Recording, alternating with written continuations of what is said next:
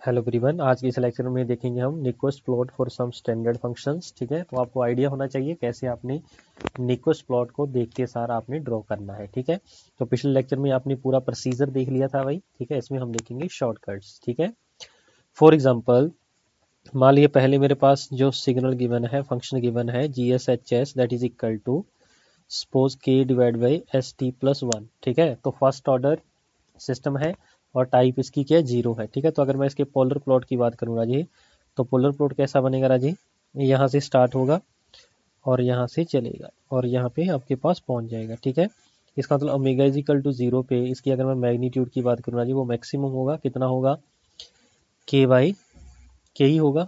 ठीक है, तो इसका मतलब इसी को हम डीसी गेन भी बोल सकते हैं राजी, क्योंकि omega is equal to zero पे जो मैग्नीट्यूड आ रही है। ठीक है, ऐसे ही अगर मैं पोलर प्लॉट की बात करूं तो यहाँ पे इसका क्या आ जाएगा राजी, मिरर इमेज। ठीक है, तो मिरर इमेज ऑफ दिस, तो ये मेरे पास राजी मिरर इमेज हो जाएगी। ठीक है, और ये जो लाइन होगी that is omega zero negative, ये पॉजिटिव, ये ओमेगा इन्फिनाइट पॉजिटिव, ये हो जाएगा ओमेगा इन्फिनाइट नेगेटिव। ओके हुआ, तो ये भाई मेरे पास हो जाएगा पोलर प्लॉट। ठीक हुआ, अगर मैं आपका क्रिटिकल पॉइंट की बात करूं वो तो इधर रह जाएगा, तो नंबर ऑफ इनसर्कलमेंट कितनी है राजी, zero. Number of pole lie on, number of open loop poles lies on right hand side.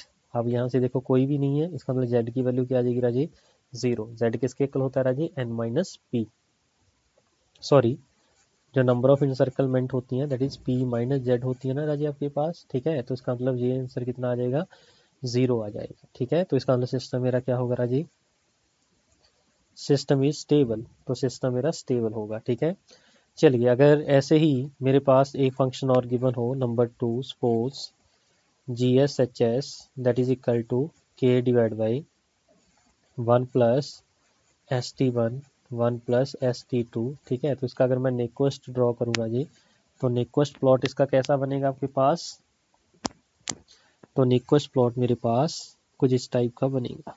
ठीक है, तो टाइप जीरो है, मी यहाँ से स्टार्ट होगा। ठीक है, और एंड कहाँ पे होगा राजी, टाइप जीरो सिस्टम है और ऑर्डर कितना है इसका, टू टू अगर ऑर्डर है तो यहाँ पे खत्म होगा। ठीक हुआ, तो ये omega is equal to zero से चलेगा और omega is equal to infinity पे, ये पोलर प्लॉट हो गया।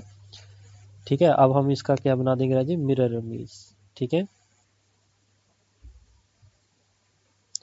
तो ये वही आपके पास आ जाएगी मिरर इमेज, ये हो जाएगा मेगा जीरो नेगेटिव और ये हो जाएगा मेगा इन्फिनाइट नेगेटिव। ओके हुआ, और ये मेरे पास मान लीजिए क्रिटिकल पॉइंट यहाँ पे है, तो क्या क्रिटिकल पॉइंट को कोई इंसर्कलमेंट होगी, कोई भी नहीं होगी। यहाँ से देखो पी की वैल्यू कितनी है, राइट हैंड साइड पे कोई पोल लाई कर रहा है, नहीं कर रहा, तो एन पी माइनस जेड, तो जेड की वैल्यू यहाँ से क्या आ जाएगी, जीरो। तो सिस्टम क्या होगा, स्टेबल होगा। ठीक है, सिस्टम इज स्टेबल। बोलो समझ में आ रही है सभी बातें। अगर मैं इस वाली डिस्टेंस की बात करूं, जे वाली डिस्टेंस और जे वाली डिस्टेंस, वो कैसे निकलेगा, ओमेगा की वैल्यू जीरो पुट कर दो तो जे के ही आ जाएगा। ठीक हुआ, चलिए ऐसे हम एक थर्ड पॉइंट देख लेते हैं ना जी। मान लीजिए मेरे पास टाइप ज़ीरो और ऑर्डर मान लीजिए थ्री है।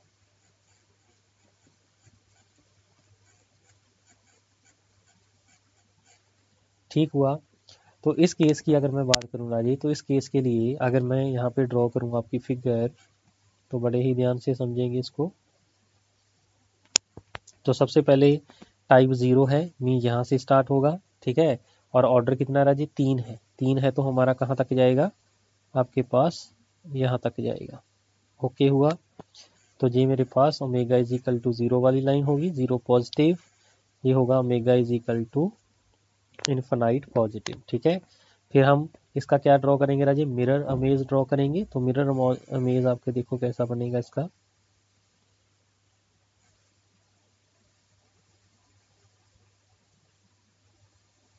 ओके हुआ, सॉरी इसका एरो दूसरी तरफ को जाएगा भाई, देखिए मैं फिर से ड्रॉ कर रहा हूँ इसको। इसका जो एरो होगा वो यहाँ से स्टार्ट होगा,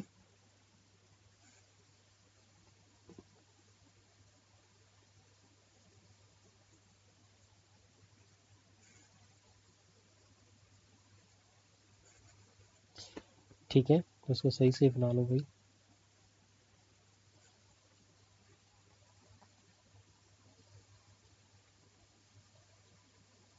ठीक हुआ। तो ये मेरे पास ग्राफ इसका ऐसा बनेगा, j omega is equal to 0 negative होगा ना जी। ठीक है, जे ऐसे आ रहा था। ये जो ब्लू वाली लाइन है ये omega is equal to infinite negative वाली लाइन बनेगी। ठीक है, बोलो मान लीजिए ये इस पॉइंट पे जो रियल एक्सेस को कट कर रहा है ये पॉइंट ए है। ठीक है, अब जो पॉइंट ऑफ इंसर्कलमेंट है राजी -1 प्लस J0, आपकी यहाँ पे दो पॉसिबिलिटी है, जहाँ तो आपके पास यहाँ पे हो सकता है वो, ठीक है, या फिर ऐसा भी हो सकता है कि आपका जो पॉइंट है वो इसके बिटवीन लाई करे। ठीक है, वो वैल्यू के ऊपर डिपेंड करेगा, ए की वैल्यू के ऊपर डिपेंड करेगा। समझ रहे मेरी बात?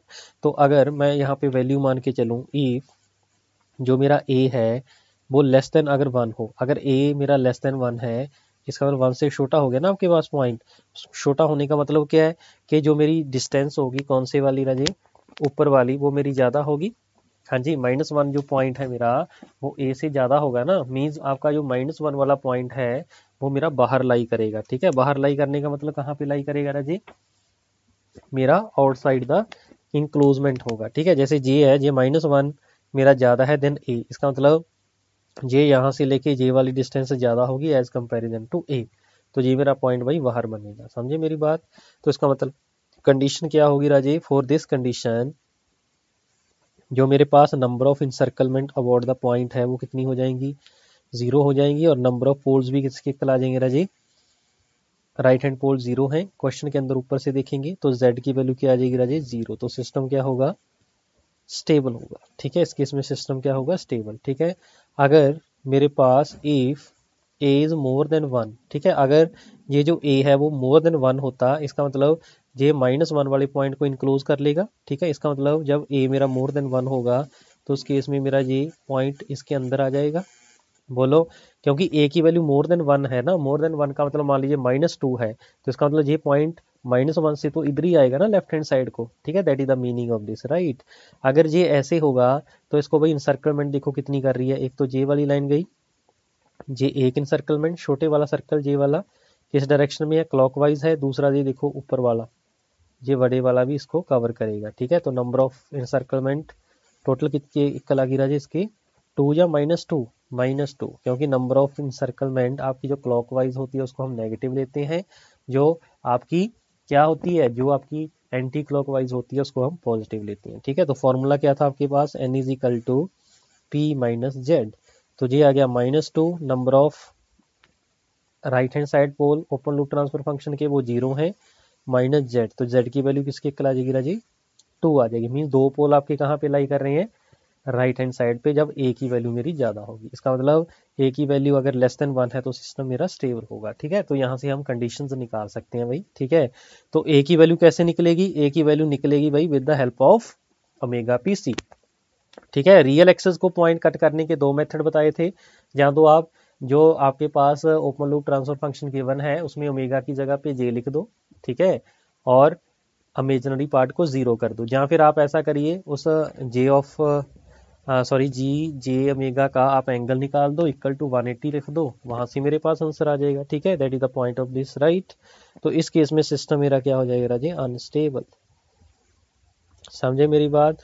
तो ए की वैल्यू हम यहाँ से निकाल देंगे भाई। ठीक है, इसका इमेजिनरी पार्ट इक्वल टू 0 करके मेगा मिल जाएगा, उस मेगा को रियल पार्ट में रखो तो ये रियल पार्ट की वैल्यू मुझे मिल जाएगी। ठीक है, आगे कोई बात नहीं, क्वेश्चन के एग्जांपल के साथ हम इसको सॉल्व कर देंगे। ठीक है, बोलो जी, अगर कोई आपसे पूछता कि इनसर्कलमेंट अबाउट द रीजन क्या है, इस क्वेश्चन के लिए इनसर्कलमेंट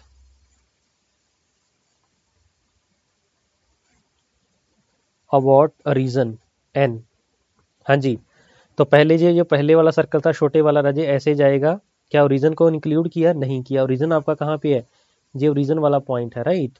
तो लेकिन ये जो बड़े वाला सर्कल है ये इनसर्कल करेगा, किस डायरेक्शन में कर रहा है, anti clockwise, means value sorry clockwise, तो वैल्यू मेरी कितनी हो जाएगी, 1। जैसे ये क्वेश्चन था इस केस में मेरी जो number of encirclement about the critical point तो 0 है, लेकिन अगर मैं ओरिजिन की बात करता तो ओरिजिन को ये इनसर्कल करेगा, तो एन की वैल्यू कितनी हो जाएगी, -1। कब, अबाउट ओरिजिन, इनसर्कलमेंट अबाउट ओरिजिन। ठीक है, ऐसे ही अगर मैं ऊपर वाले क्वेश्चन की बात करूं, क्या इसके अंदर number of encirclement about origin कितनी होगी, n अबाउट ओरिजिन क्या कोई इंसर्कलमेंट आ रही है जीरो के अक्रॉस? नहीं आ रही, ठीक है, साइड में से निकल रहा है, इसका number of encirclement about region कितना आ जाएगा? 0 आ जाएगा।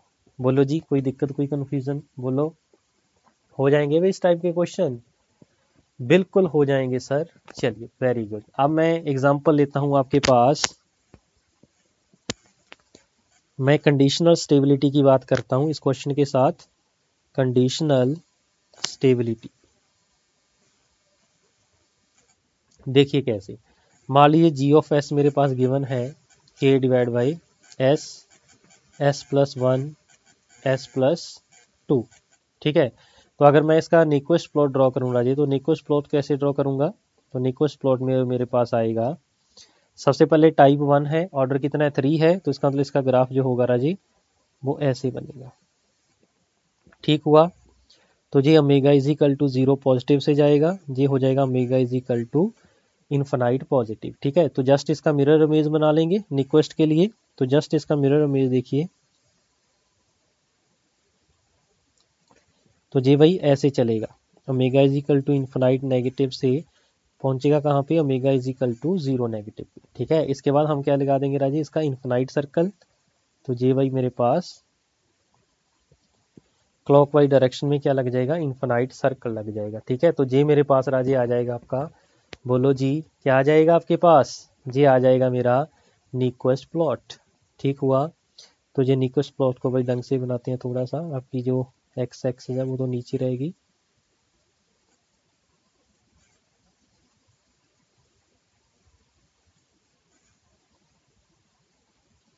ठीक हुआ।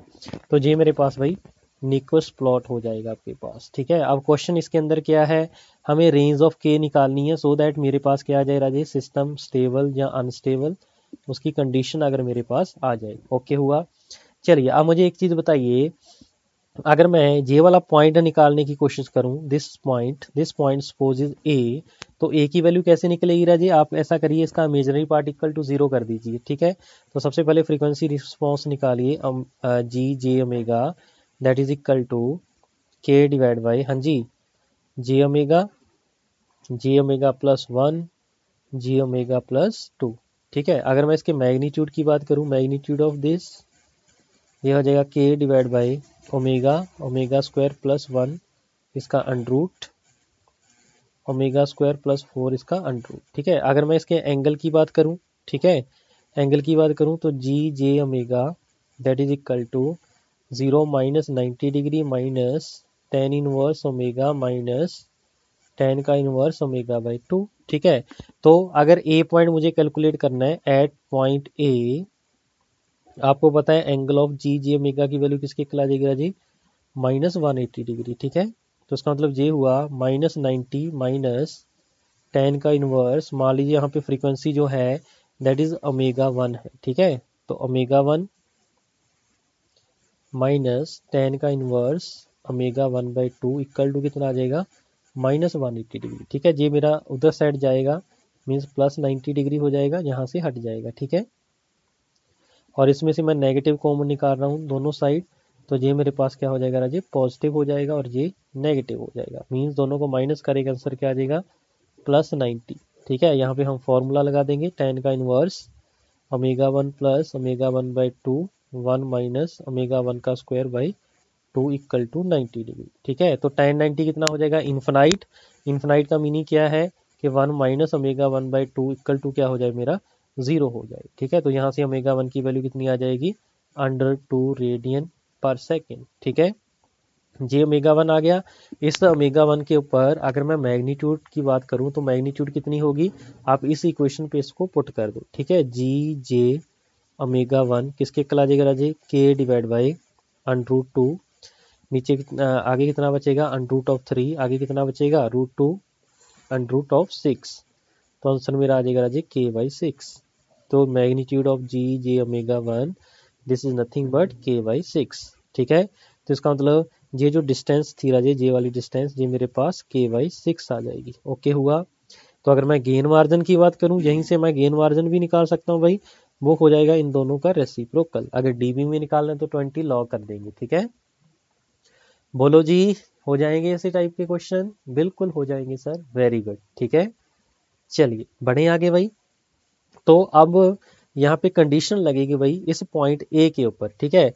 अब पॉइंट ए के ऊपर कंडीशन देखिए क्या लगेगी, ये जो पॉइंट ऑफ इंसर्कलमेंट आ रहा है वो डिपेंड करेगा आपके ए की वैल्यू के ऊपर, ठीक है। ये मेरे पास ए की वैल्यू आ गई राजे, ये this is the value of A, ठीक हुआ। चलिए अगर मैं आपसे बोलूं if A is less than one, अगर ए मेरा लेस देन वन होगा, ये ए की वैल्यू जो लेस देन वन है, इसका मतलब जो मेरा -1 वाला पॉइंट होगा वो तो बाहर रह जाएगा ना। बोलो जी बाहर रह जाएगा कि नहीं रह जाएगा, बिल्कुल रह जाएगा। इसका मतलब k/6 मेरा क्या हो जाएगा, बाहर हो जाएगा। मीन्स के की वैल्यू की जो लिमिट आएगी राजे वो लेस देन 6 आ जाएगी, ठीक है। तो k इज लेस देन 6, इसका मतलब क्या हुआ, इसका मतलब ये हुआ इस केस में अगर -1 वाला पॉइंट मेरा बाहर रह गया तो number of encirclement about the critical point कितना हो जाएगा, 0 हो जाएगा।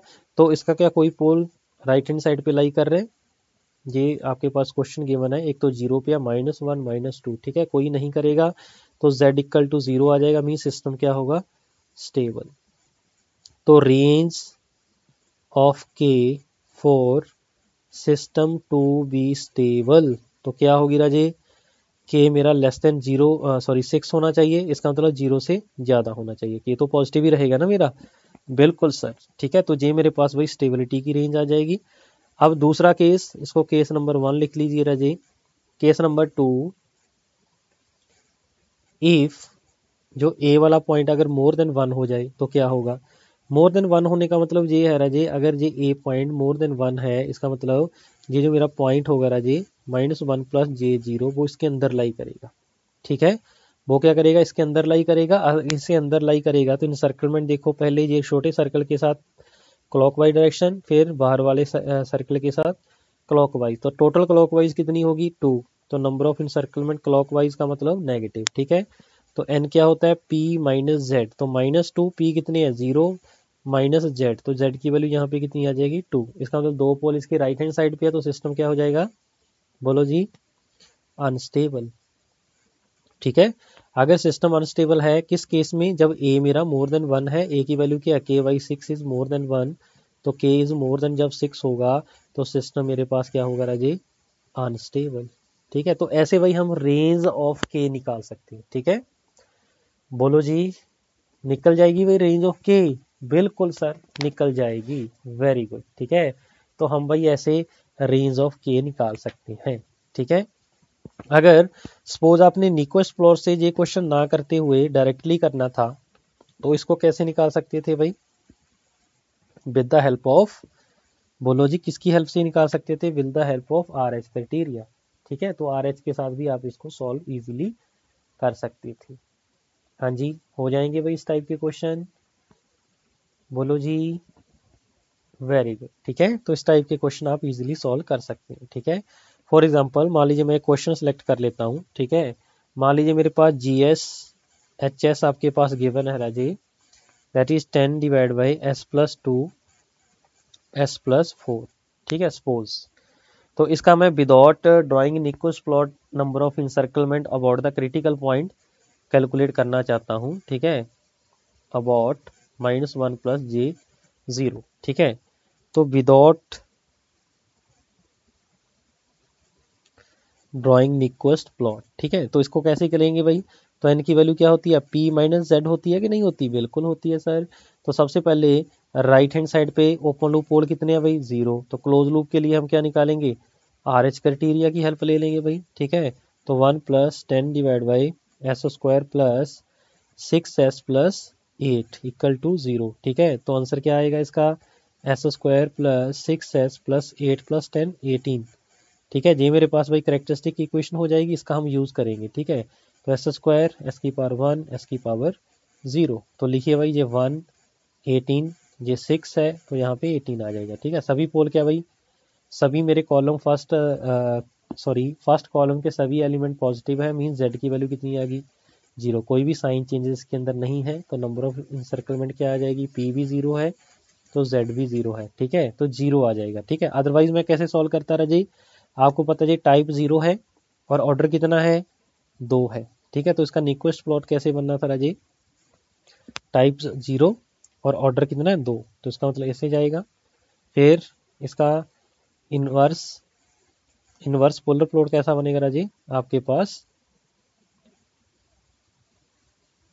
जी आपके पास इनवर्स पोलर प्लॉट होगा। ठीक है, तो -1 प्लस J0 तो इधर रह गया, तो नंबर ऑफ इंसर्कलमेंट यहाँ से क्या आ जाएगी 0। अगर मैं इसको ड्रॉ करने के बाद लिखूं, बोलो जी ओके हो जाएगा, कोई दिक्कत कोई कंफ्यूजन है तो भाई बताइए। ठीक है, तो बड़ा इजी है टॉपिक आपका। ठीक है, निकोस प्लॉट। आगे कुछ और एग्जांपल देख लेते हैं। फॉर एग्जांपल मेरे पास GS HS आपके पास गिवन है Rajesh, suppose S+2 divide by S+1 S-1। ठीक है, मान लीजिए ये आपके पास गिवन है। तो सबसे पहले हम क्या करेंगे राजी, सबसे पहले इसका पोलर प्लॉट ड्रॉ कर लेंगे। पोलर प्लॉट का हम इन्वर्स कर देंगे। ठीक है, तो पोलर प्लॉट के लिए J ओमेगा पुट करना होगा, तो J omega +2 divide by J omega +1 J omega -1। ठीक है, तो इसका हम मैग्नीट्यूड निकाल लेंगे। बोलो जी, ओमेगा स्क्वायर +4 का under root divide by omega square plus का under root plus omega square +1 under root. ठीक है जी, इसका मैग्नीट्यूड आ जाएगा राजे। ठीक है, चलिए तो मैग्नीट्यूड आने के बाद, सॉरी ये मल्टीप्लिकेशन होगी है यहाँ पे क्या होगा, मल्टीप्लिकेशन होगा। ठीक हुआ भाई, बोलो जी कोई दिक्कत कोई परेशानी है तो बताइए। बिल्कुल ओके हो जाएगा, बिल्कुल ओके हो जाएगा सर। तो अगर मैं एंगल ऑफ J ओमेगा की बात करूं, तो ऊपर वाले जो 0 गिवन है तो ओमेगा/2 माइनस नीचे वाला ऊपर जाके माइनस हो जाएगा ना, tan का इनवर्स ओमेगा। इसका कितना होगा भाई, ये किस क्वाड्रेंट में लाई कर रहा है, इस क्वाड्रेंट में लाई कर रहा है। ठीक है, तीसरे क्वाड्रेंट में। तो क्या हो जाएगा 180 माइनस 5, तो 180 ऊपर जाएगा तो माइनस हो जाएगा, और जो 5 है वो नेगेटिव हो जाएगा राजे। कितना, tan का इनवर्स, सॉरी 180 माइनस थीटा होता है ना, ऊपर जाएगा तो प्लस हो जाएगा कितना, ओमेगा। ठीक है, इसका मतलब J और J दोनों कैंसिल हो जाएंगे, तो एंगल ऑफ J ओमेगा की जो वैल्यू आएगी that is equal to tan inverse -180 या 180। एंगल चाहे 180 को पॉजिटिव ले लो चाहे नेगेटिव ले लो, कोई भी फर्क पड़ने वाला नहीं है। बोलो जी ओके हो जाएगा। इसका मतलब यह जो एंगल आएगा दैट इज tan इनवर्स ओमेगा/2 माइनस ऑफ 180 डिग्री। ठीक है, अगर मैं इसका ग्राफ ड्रॉ करूं, मीन इसका प्लॉट ड्रॉ करूं for omega is equal to 0 and omega is equal to infinite, यहाँ पे मैग्नीट्यूड आएगा राजी, और नीचे क्या आएगा, angle of J omega. Okay हुआ जहां तक, बोलो कोई दिक्कत कोई परेशानी कोई नहीं है, वेरी गुड। चलिए, तो जब मेरे पास 0 होगी वैल्यू ओमेगा की, तो उस केस में मैग्नीट्यूड कितना होगा, ओमेगा 0 पर करो, 0 पर किया 4 का अंडर रूट 2, यहाँ पे 1 1। ठीक है, तो कितना आ गया मैग्नीट्यूड 2 आ जाएगा। ठीक है, मैग्नीट्यूड 2 आया। बोलो जी, अरे बोलो यार, मैग्नीट्यूड 2 आ गया कि नहीं आ गया, बिल्कुल आ गया है सर, वेरी गुड।